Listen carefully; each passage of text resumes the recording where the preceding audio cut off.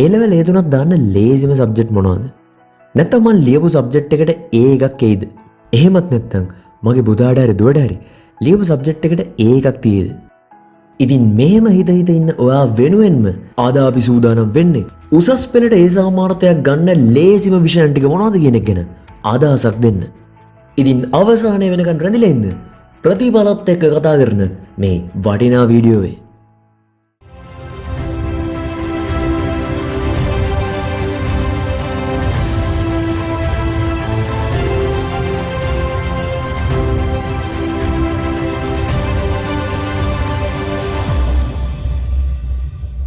ඉතින් මුලින්ම මතක් කරන්න ඕනේ අපි මේ කතා කරන්නේ 2024 උසස් පෙළ විභාගයේ ප්‍රතිඵල විශ්ලේෂණය කරලා ඒ ලබා ගත්ත දත්තත් එක්ක.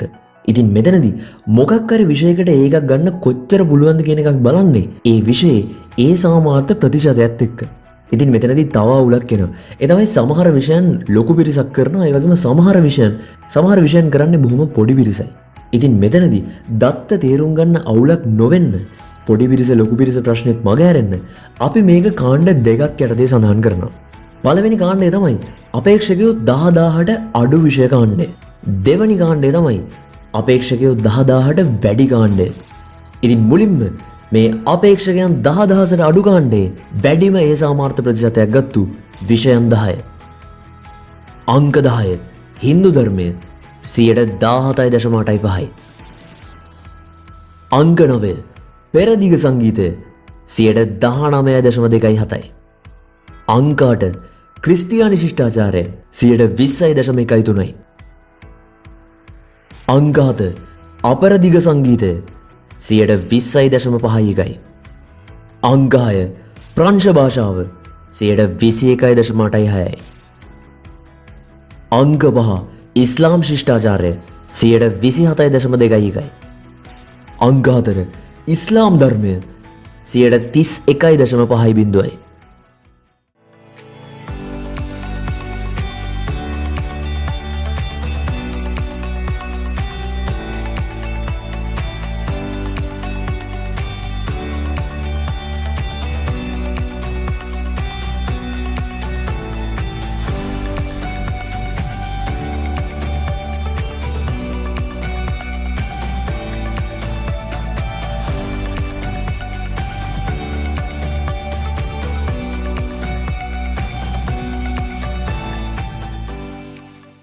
අංක 3 ක්‍රිස්තියානි ධර්මය 32.12. අංක 2 අරාබි භාෂාව 36.56.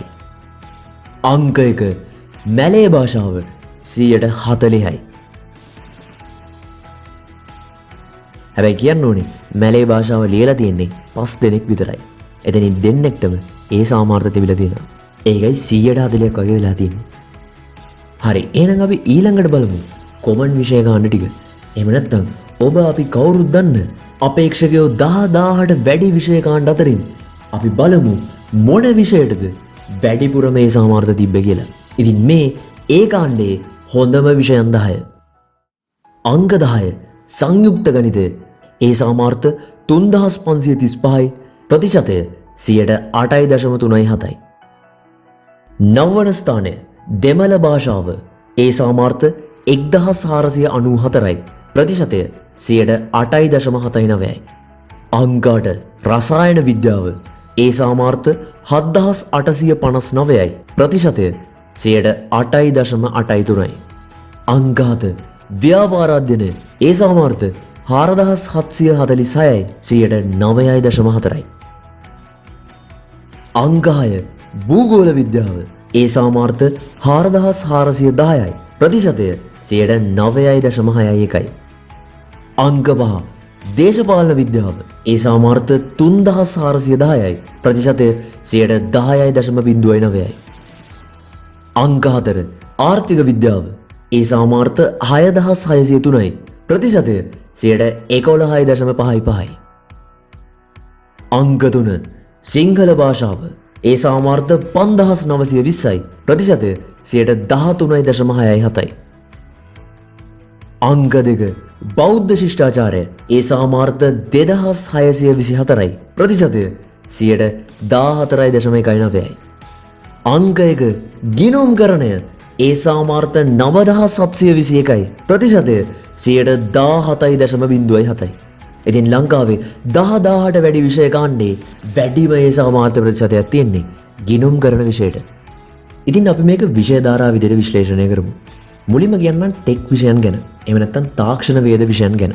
මෙතනදී ජෛව පද්ධති තාක්ෂණ වේදය සහ ඉංජිනේරු තාක්ෂණ වේදය කියලා කොටස් දෙකක් තියෙනවානේ. ටෙක් විෂයන් එහෙම නැත්නම් තාක්ෂණ වේද විෂයන් කියන්නේ උසස් පෙළ ටිකක් අලුත් විෂයන්. ඊටම මෑත කාලේ තමයි මේ විෂයන් හඳුන්වලා දුන්නේ. ප්‍රතිඵල විශ්ලේෂණය අනුව බලද්දී ටෙක් විෂයන් වල ඒ සාමාර්ථ ප්‍රතිශතය නම් තියෙන්නේ ටිකක් අඩු වගේක. ඉංජිනේරු තාක්ෂණ වේදයේ ඒ සාමාර්ථ 294ක්. ප්‍රතිශතයක් විදිහට ගත්තොත් 1.52. ජෛව පද්ධති තාක්ෂණ වේදයේ ඒ සාමාර්ථ 323ක්. ප්‍රතිශතයක් විදිහට ගත්තොත් 3.82. ඒ වගේම තාක්ෂණ වේදයේ සඳහා විද්‍යාව ඒ සාමාර්ථ 1061ක්. ප්‍රතිශතයක් විදිහට ගත්තොත් 3.49ක්. වගේ අඩු අගයක තමයි තාක්ෂණ වේදයේ ඒ සාමාර්ථ තියෙන්නේ. හැබැයි මේකේ තේරුම තාක්ෂණ වේදය කරලා කැම්පස් යන්න බෑ කියන එක නන් නෙවෙයි.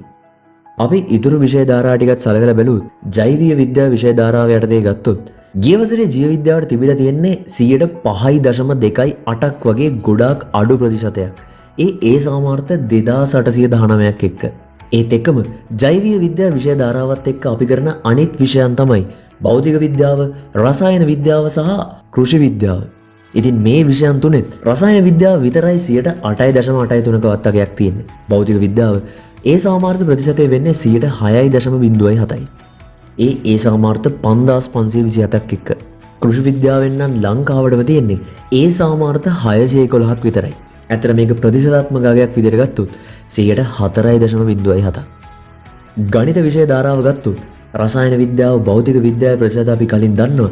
ඒ වගේම අපි කලින් සඳහන් කරා සංයුක්ත ගණිතයේ ප්‍රතිශතයත් 8.67ක් වගේ අගයක්. ඉතින් ගණිත විෂය ධාරාවේ තියෙන විෂයන් වල ප්‍රතිශතාත්මක අගයනුත් 6.8 අතර වගේ තමයි තියෙන්නේ. හැබැයි අපි වාණිජ්‍ය විෂය ධාරාව ගත්තොත් ඒකේ ප්‍රතිශතාත්මක අගයන් ගොඩාක් ඉහළයි. මේ 10000ට වැඩි විෂය කාණ්ඩයේ වැඩිම ප්‍රතිශතාත්මක අගය තියෙන්නේ වාණිජ්‍ය විෂය ධාරාවේ තියෙන ගිණුම්කරණයට. ඉතින් කලා විෂය ධාරාව ගත්තොත් මේක විෂයන් ගණනාවක එකතුවක්. ඉතින් අපිට මේ විෂය හොඳයි මේ විෂය හොඳ නෑ කියන්න බැරි තරම් ඒ වගේම එකකට එකක් වෙනස් විශාල පරාසයක ප්‍රතිශත අපිට මේ කලා විෂය ධාරාව ඇතුළේ දකින්න පුළුවන්. ඉතින් මේ හැම දෙයක්ම අවසානයේදී අපිට කියන්න ඕන කරන්නේ ඒ සාමාර්ථයක් ගන්න එක මල්ලි නංගි ඔයා කරන විෂය ධාරාව මත ඩිපෙන්ඩ් වෙන්නේ නැහැ. ඒක ඩිපෙන්ඩ් වෙන්නේ ඒක රඳා පවතින්නේ ඔයා කොච්චරක් ඒ විෂය වෙනුවෙන් මහන්සි වෙනවද කියන එක අනුව. කෙනෙක් මේක බලලා තේරුම් ගත්තා නම් කොමර්ස් කියන්නේ මට ලේසියෙන්ම කරලා ඒකක් දාන්න පුළුවන් ස්ට්‍රීම් එකක් මට අනිවාර්යෙන් මේක කරොත් නම් ඒ තුනක් දාන්න පුළුවන් කියලා ඔයා වැරදි. ඒ වගේම කෙනෙක් තේරුම් ගත්තා නම් අම්මෝ කවදාවත් මට ටෙක් කරලා නම් කැම්පස් යන්න වෙන්නේ නැහැ. කවදාවත් මට බයෝ කරලා මැත්ස් කරලා කැම්පස් යන්න වෙන්නේ නැහැ. ආර්ට් වගේ කරා නම් හරි කියලා එතනත් ඔයා වැරදි. කවුරු හරි හිතනවා නම් මේ ආර්ට් වල හොඳට ප්‍රසන්ටේජ් තියෙන සබ්ජෙක්ට් තුනක් තෝරගෙන මේක කරා නම් හරි කියලා එතනත් ඔයා වැරදි. මුලින්ම ඔයා ජීවිතේ යන්න ඕන පාත් එක තෝරගන්න. ජීවිතේ ඔයා යන්න ඕන තැන හිතන්න. ඊට පස්සේ ඒකට හරියන විෂයන් තෝරගන්න. මේක ඔයාට කොහොම විෂයක ප්‍රතිඵල එනවද කියන එක ගැන පොඩි අදහසක් දෙන්න අපි හදපු වීඩියෝ එකක්. මේක ඔයාගේ A level result එක තීරණය කරන්නේ නැහැ. මෙච්චර කාලයක් කට්ටිය ගත්ත ප්‍රතිඵල ඔයාගේ ප්‍රතිඵලය තීරණය කරන්නේ නැහැ. ඉතින් හීනයක් තියාගන්න, ඒ වෙනුවෙන් මහන්සි වෙන්න, අනිවාර්යෙන් උසස් පෙළ හොඳම ප්‍රතිඵල දාන්න පුළුවන්. ඒ විශ්වාසෙත් එක්ක වැඩ කරන්න. A level සුපිරිම ප්‍රතිඵලයක් ගන්න කියන සුබ පැතුමත් එක්ක අපි අද වීඩියෝ එක ඉවර කරනවා. ඉතින් A level වලට උදව් වෙන්න තව ගොඩක් වීඩියෝ එක්ක අපි ඉදිරියේදී හම්බෙමු.